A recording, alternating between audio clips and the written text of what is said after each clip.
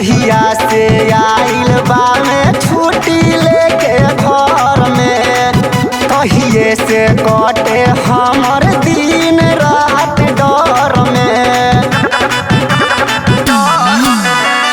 जहिया से आइल बा में छुट्टी लेके घर में, तहिए से कटे हमर दिन रात डर में। दाल भात सब्जी परबू मांगल पलौजी रे भौजी, दाल भात सब्जी परबू मांगल पलौजी रे भौजी।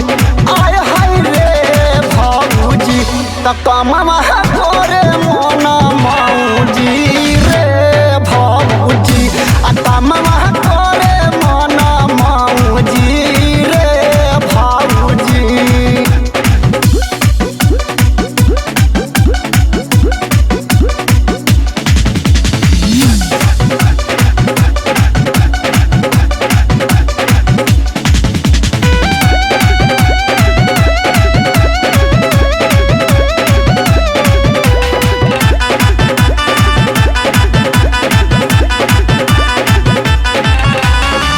सोनू आजाद के ई धैले बारे संगी, पी पी के पाउच